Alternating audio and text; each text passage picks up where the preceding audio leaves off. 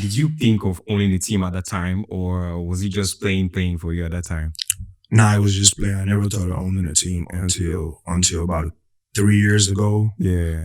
When I heard, the team was up for sale. Yeah. And I was like, wow, basically I just wanted to impact basketball. Yeah. I never thought of owning a team. But when I found out the team was up for sale, I was like, wow, I can impact the guys in a different space. Hello, everyone. Welcome to another episode of The Bounce with OJ. This is your number one podcast for everything basketball in Nigeria and across Africa. Today is a very exciting day because I have a very well-respected personality in the house, the owner of City Chiefs Basketball, Mr. Ose Ikyaator. Good to have you here, sir. Thanks, man. Thanks for having me. Hey, Bounce, man. Thank you so much for making it up.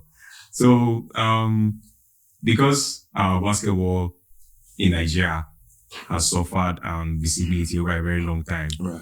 A lot of people didn't know that you played in Nigeria before moving to the US. So I'd like you to take us through your basketball journey. From being a player up until now that you are a team owner. Man, so I started my basketball journey started in McCarty, Benue State. Okay. Yeah, I can't even remember how old I was, but we were really young when we started, and we would just go to the basketball court and play. We had a coach at the time, Coach Api. Yeah. He used to just gather the guys and we would train, play pickup games, do drills.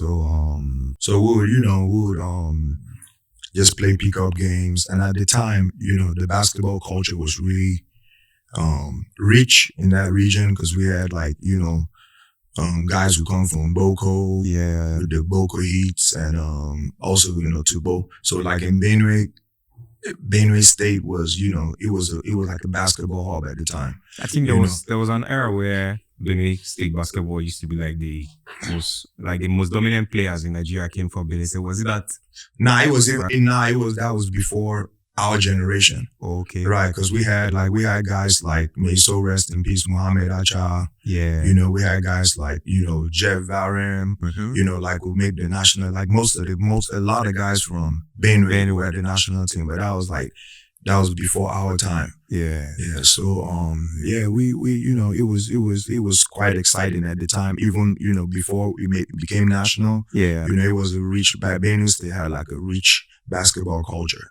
So, later on, Felix Akiga came. Yeah. He brought the Boko Giants. Yeah. So, it was inspirational as well. Because watching those guys play, we had, may so rest in peace, one of the best point guards I ever saw, Swati, Prairie Gagara, we grew up watching and playing with these guys. So Abaluga, Umar Bala, these are point guards that, that I drew inspiration from. And, as a youth growing up, they'll come watch us, and, it was a lot of leadership as well. Coaching and leadership. These guys watching you play, just play around, who correct you, teach you how to play. Yeah. So we were really, it's a generation that had what this generation misses, you know what I mean? In terms of mentorship.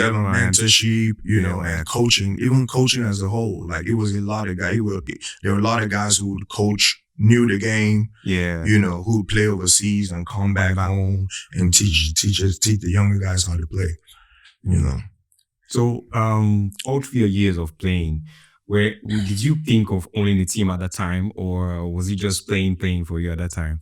Nah, I was just playing. I never thought of owning a team until about 3 years ago. Yeah. When I heard, the team was up for sale. Yeah.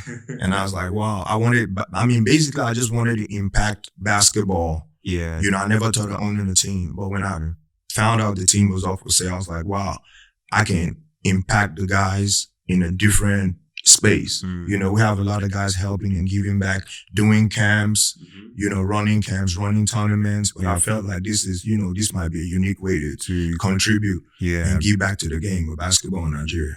Yeah, so interestingly, since you were a player right. before now you're an owner, how were you treated then as a player, and how are you treating your players now? I mean, I was again. We had basketball was at a way better place when we played As at that time. as at that time Yeah. than now. You know what I mean? Yeah. I played for Niger Porters and Comets, and then later in my career played for Islanders. But you know, these were organizations who treat their players well. Well, That's what we do. Like we strive to be as professional as we can. yeah, You know, like even when we give players contracts, we're like, hey, if you don't have an attorney, like we could get you an attorney to help you, you know, review your contract. Wow. You know, that way, you know, there are no issues down the line. Down the line, Right. Yeah. So, what are your long-term goals for the team? I mean, we just going to keep competing and hoping that, you know, the league improves and basketball in Nigeria just improves, basically. Oh, You great. know, right. I mean, we're here to stay. We're not going nowhere. Great. Right. Great. Yeah. So, I believe it's not out of line to say that the team has been playing remarkably well since, you know, you Right. took ownership, and the progress the team has made in 2 years is Right. something that a lot of teams have not been able to achieve in decades. Right. I mean, first 3 years in the league and your top 3. Right. That's to say the least. Back to back. Yeah, Right. and it's back to back. The Right. first year or second year in the league, you went up top 2, and now you're like top 3. Right. You know, so this success of the team, who do you attribute it to? Is it the players, your management, or the coaches, or?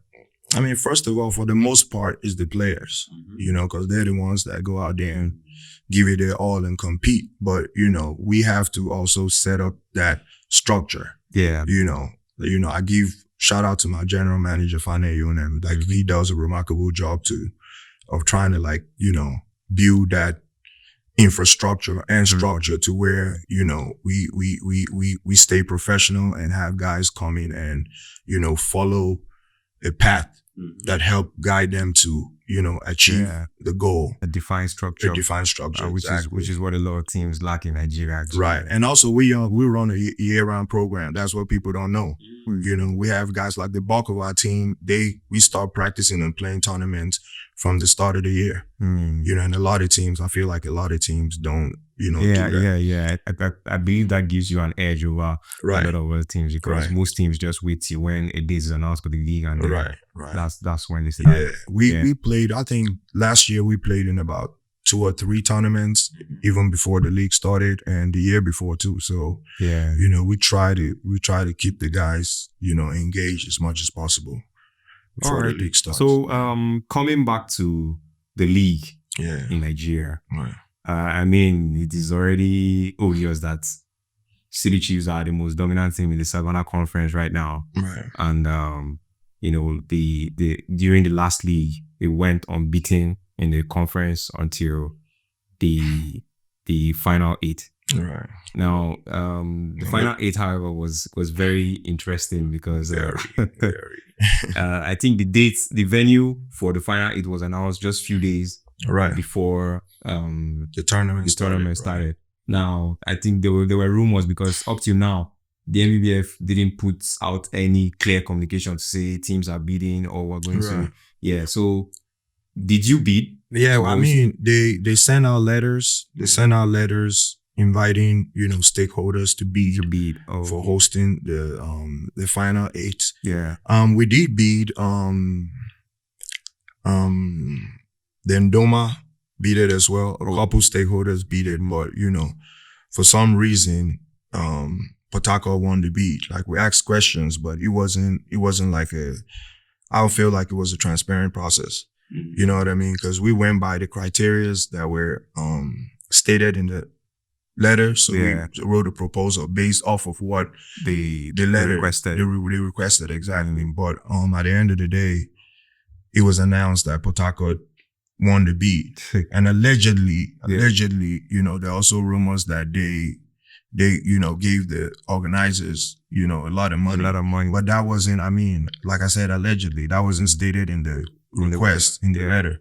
So, I feel like it was not transparent and it was skewed, and obviously the highest bidder got it. Yeah, but that's how I when see it. when you say the highest bidder, I feel like well, that comes to the point of transparency, because Right. if you call it an open bid, if someone bids higher, you should give every other person who's in the bid an opportunity. Exactly. I mean, we submitted bids. Yeah. I never heard back after I submitted. We submitted a bid. So in the real sense, if it's actually an open bid, there should be a feedback to say, okay, this is the highest bidder and this is what they're offering. Exactly. Can you match it? If not, then Right. we're giving it I never bid had to bid in this manner in my life before. I don't know how the bids work. Yeah. You know what I mean? But all we're asking is, just let us know if there's a process. Let all the stakeholders know. Yeah. That way we can, I mean, maybe I might have bidded more than Port Harcourt. You know what I mean? But we never knew what was going on, and they just announced that, hey, they won the bid, and we're like, okay, All right. So going to Port Harcourt, what was the thoughts of yourself and your team going to Port Harcourt? I mean, we didn't like it, obviously. Yeah. But that wasn't gonna stop us from competing and fighting hard like we did. Yeah. So yeah, we didn't. It wasn't a great feeling. Yeah. Because they've had the opportunity to host back to back, and we know how we know how that terrain is. And I'm playing the home crowd and home crowd, and the guys in the crowd wanting to fight. Yeah, I feel like that was another major concern. A lot of people were posting on social media and talking about security issues. Oh yeah, it was security challenges. Like in the semifinals when we played, when we played hoopers, it was crazy, man. You know what I mean? Like we had players saying there's guys in the crowd showing them guns, and throwing stuff at the guys, and it was just crazy, man. It was crazy. Mm-hmm. Yeah, but it was really, I think that game was like the finals that everybody expected. Sure. But he lasted for what? I heard he lasted. I haven't gone back to watch it, but I heard he lasted for about 5 hours. So that's interesting. There were lots of stops. Right. I think at the point where the guys started throwing stuff at you guys, you at one point said you were not going to play, right? And then it took a while to convince you. I think they had to even move some of the guys from your back. Right. Right. They had to shift. They left about 5 lanes and asked the guys the crowd not to sit over there. Yeah. We had demanded for some and policemen. I don't even know, man. I was out of there, man. It was crazy, man. I never experienced nothing like that in my life, man. Yeah. All right. So about before that semifinals, you guys had I'll call it a banana slip, right? Because losing to Kano Pillars was something that nobody expected, because you beat them at the conference stage, and it was a clear-cut win, right? Yeah. So and then coming to the final 8, what do you think affected your team, and what lessons have you guys learned from that loss? Because they say there's always a lesson to learn from. I mean, in summary, we underrated Kano Pillars. You know what I mean? And I'm gonna start from the top. I'm gonna start from me. Yeah. You know what I mean? Because usually what the culture of the team is, every time we play a game, win or lose, we have a meeting that night, kind of like talking through our mistakes or what would have done better in that game. Yeah. And then we kind of strategize and watch video. We have 2 meetings, one that night, and the next day we watch video and do scouting reports of the team that we're playing next. Yeah. And we I don't think we did that during the Kano Pillars game. We just did a little bit of video the next day, and then we just went out and guys were, slow and just couldn't compete at the level that, we usually do. Yeah.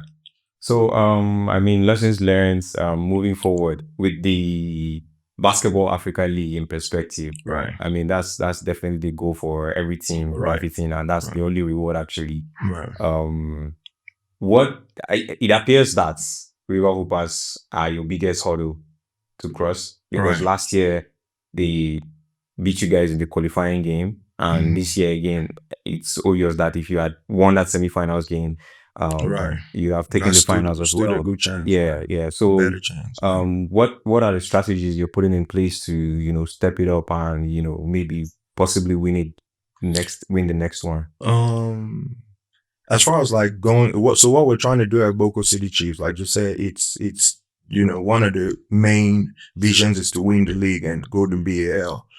But we're also trying to you're also trying to impact these kids and build a program that is beyond just the Be a BAL. sustainable program. A sustainable program. Like we want to have guys go on like Euro tours and like even US tours that we're working on right now. But to answer your question, like we're gonna keep competing. You know what I mean? We're gonna keep trying to improve and compete to, to get to a point where we can win. Yeah. We're doing our best. We're improving. We're obviously improving. So I mean, in summary, we just got to keep competing and competing hard. Yeah. All right. I'm going to ask you a very, very sensitive question right now, Right. which is a topic that a lot of people shy away from. Right. But it's something that we can't stop talking about until it gets better. Right. So what are your exact thoughts about the current structure of the Nigerian Basketball League, and from your perspective as a businessman in the US, and what do you think can be done to improve the game in Nigeria? The game is at a very, very terrible or bad state right now in Nigeria. Like it's not. I mean, that's common knowledge. Yeah. You know what I mean? And it's hard not to attribute that to leadership. You know what I mean? It's hard not to, because what's the excuse?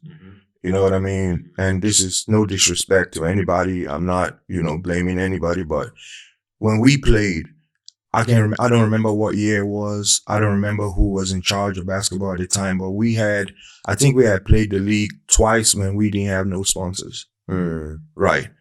You know what I mean? And the federation made it known that, hey, there's no sponsors. It's going to be, permit my language, it's going to be a broke league. You know what I mean? Yeah. But the most important team, which is playing basketball games to be played, is going to, happen. You know what I mean? So we'd play games, but no incentives. No incentives, but guys still came out and played. And if you really think about it, like these guys want to earn a living, but they also are very, very hungry to play basketball games. The passion. You know what I mean? So even while we figure out all that politics, personally, I feel like we could still arrange a league where basketball games can be played. You know what I mean? We played 7 games in the conference this year. Yeah. We played 5 games. 5. You know what I mean? At the final stage. Right. And those are for the teams that qualified to the semifinal. Exactly. Teams that didn't make it to the final. Only had 7 games. Only had 7 games in the conference and 3 games. Right. And I also understand like the security challenges, we're facing in the country. In terms of traveling. They could arrange a league where all the teams in one conference, like they did in Charleston, go to Charleston, play. That's 7 games, right? Yes. 2 weeks later, a month later, have all the teams in that conference go to Lafayette. That's 14 games. 14 games. 2 weeks or 3 weeks later, have everybody go to Abuja. That's 21 games. You know what I mean? Yeah. That's a lot of games. That's way more games than these guys have played in 3 years. You know what I mean? And then we can have 4 teams that qualify, go play. They can have the teams in that conference after the 21 regular season games, play 7 conference final games. You know what I mean? Or even 3. Yeah, because somebody mentioned it. Right. That the semifinals you guys played against River Pass, if it were a 3-game series or a 5-game series or a 7-game series, you guys would have adjusted and it would have been different. And I was getting to that. In the finals, we can have teams play whatever format, whoever qualifies gets to play like a 3-game series. Yeah. You know what I mean? So it's a lot of ways to just play basketball games. There's a lot of ways to play. And the truth is, guys have to keep playing.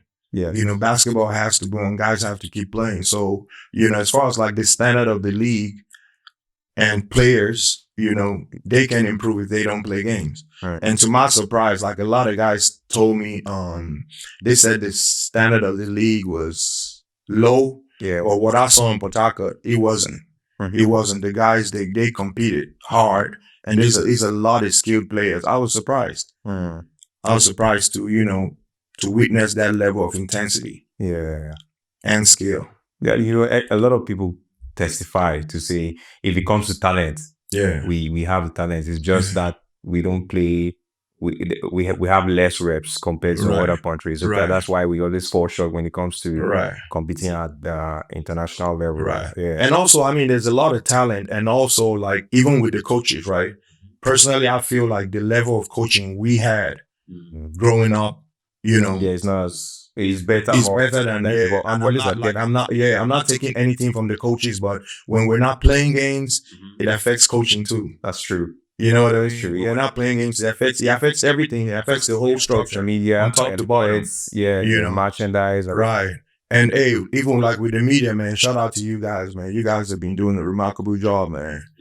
Just staying there and just being on their necks and trying to, make sure basketball stays alive. Yeah, credit to Niger Hoops. That's like the bedrock of basketball media in Nigeria. Right. They've been doing it for over a decade, and then it keeps going. So it's rubbing off on a lot of people, and you're just trying to improve the space in every way that we can. Right. Yeah. Right.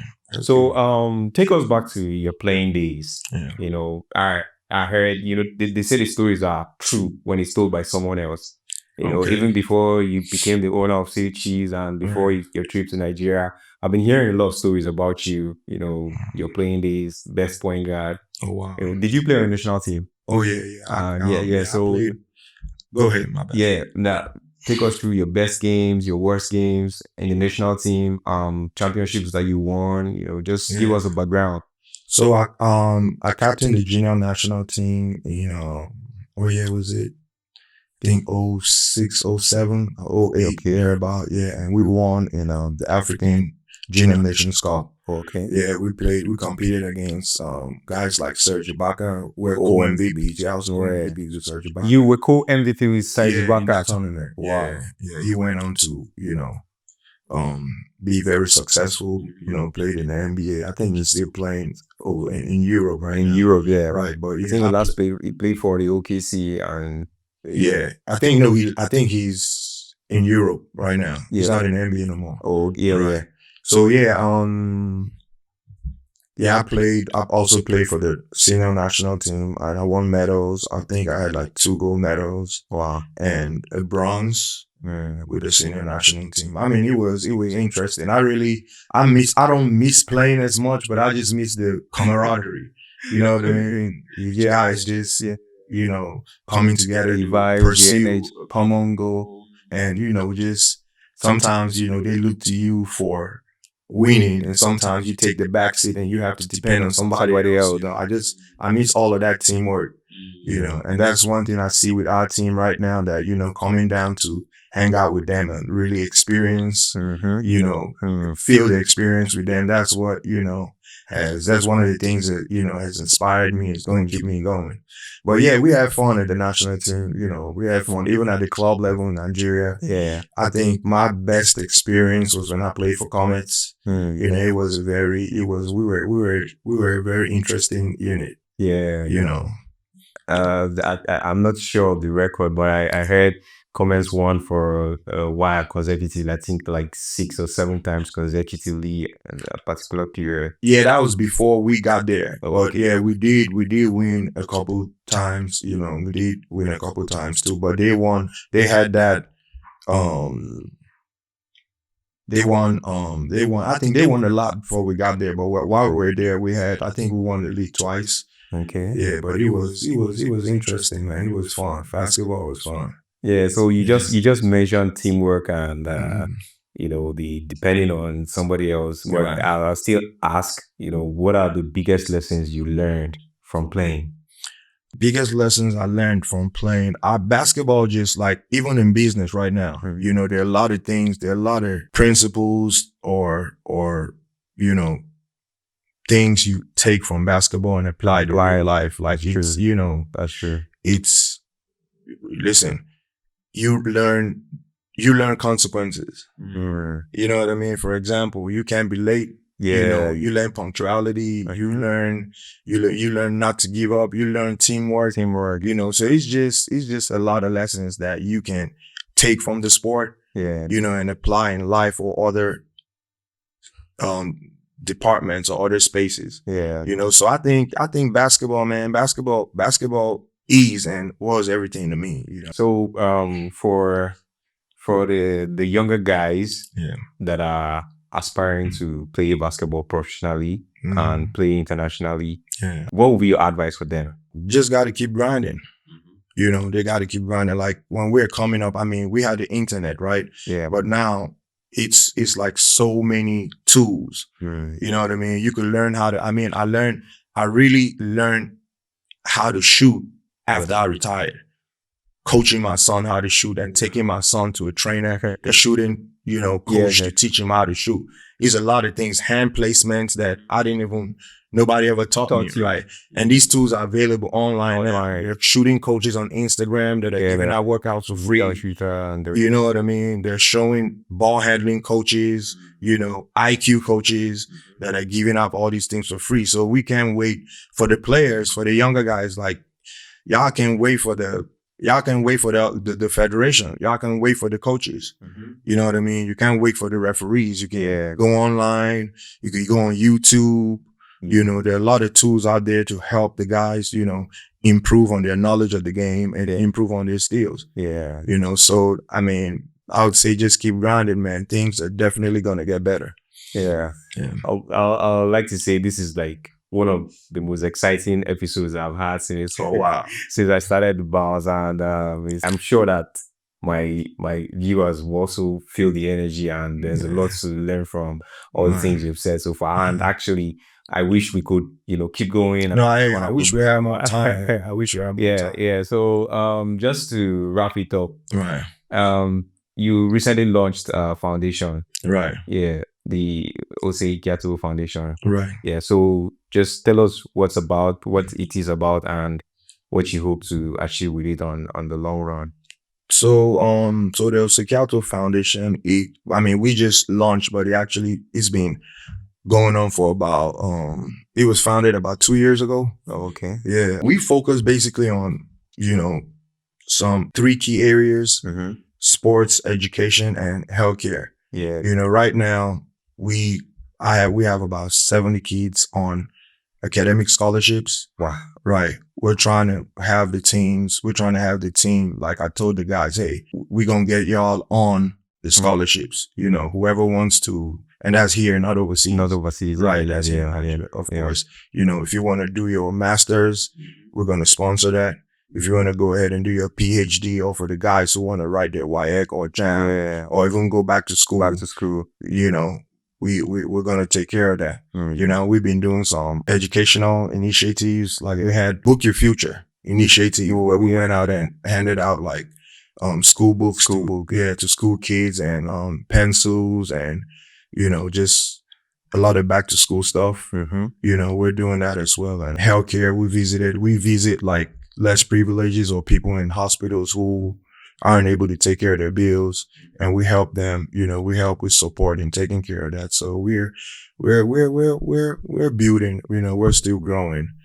You know, I'm really happy and excited about all these packages. Yeah. You know, you're bringing it back to Nigeria. Right. I mean, in the real sense, you don't owe anybody to do all of that stuff, but, you know, coming back to do it, it shows commitment, it shows love, and I'm really happy to hear about it, and I'm sure that every other person is excited.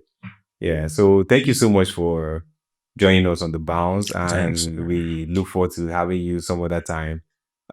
So you guys make sure to subscribe to Woo TV on YouTube and follow the Bounce with OG on Instagram so that you can watch the full episodes and, you know, get constant updates as the episodes drop. So thank you very much, and I hope you enjoyed this episode of the Bounce. See you on the next one.